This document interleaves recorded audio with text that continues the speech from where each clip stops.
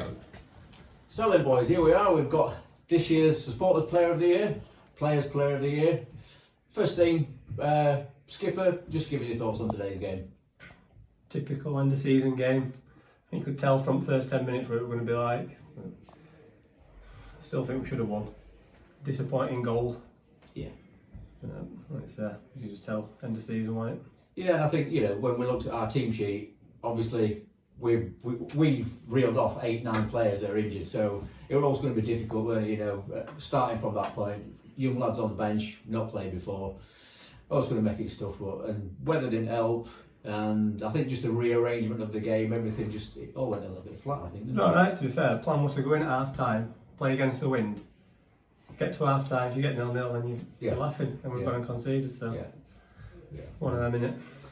Yeah, so we'll come on to Supporters Player of the Year. Callum, well done. First season in sort of proper men's football, for want of a better term. You've obviously found the hearts of our supporters. That must feel nice. Yeah, it was nice to come to our club, and Rich helped me get in with lads, and everyone didn't start well, they all supported me through it, so did fans, so it was nice to get it, especially from supporters. Yeah, from our personal point of view, we've seen you do far too much work this year, I think like the 8-0s where you could have put your deck chair on in goalmouth, they're our favourite games for a goalkeeper. But you stood up. We've had some tough games, particularly since like Christmas, since January. We've had some tough games.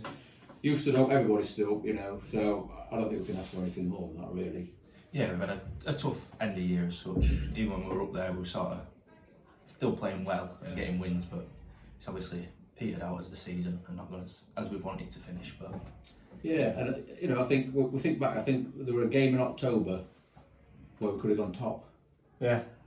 And we lost. So it kind of from there. Yeah. So that's a shame. But I think, like, for your point of view, it must be really frustrating because you've seen that you've been part of the performance at Gould, as for instance. I keep using that as a benchmark. 8-0, blew them away, and I know they were bottom of the league, but I think the performance that we put in that day would have beaten anybody. Now we might not have scored 8, but I think we would have scored a good number of goals. So you boys have seen what we can do, and you've also seen the other side of that. So it must be frustrating knowing that it's in there. I think everyone knows what we're capable of. Yeah. But from turn at New Year, we've just been average every game. I don't really think we've been poor, but it's just been too easy to beat. Yeah. Easy goals. Yeah. I mean, every game we lost to Penistone 4-1. It's never a 4-1 game. Every game where we've been battered by its scoreline, it's not been a 4-1 game. No. We've just been too easy to beat. Rolled over. Yeah, it felt like last week. That felt a bit more like the old us, from earlier on in the season, where 1 down, got it back, 2-1 down, got it back, and then they're only us, innit? Wasn't they? Yeah. I mean, second half were a battle. First half were good football. The second half were a battle, and I think we did both equally well. We're capable of it, aren't we? Yeah. We've just not shown it enough this season, which and is frustrating.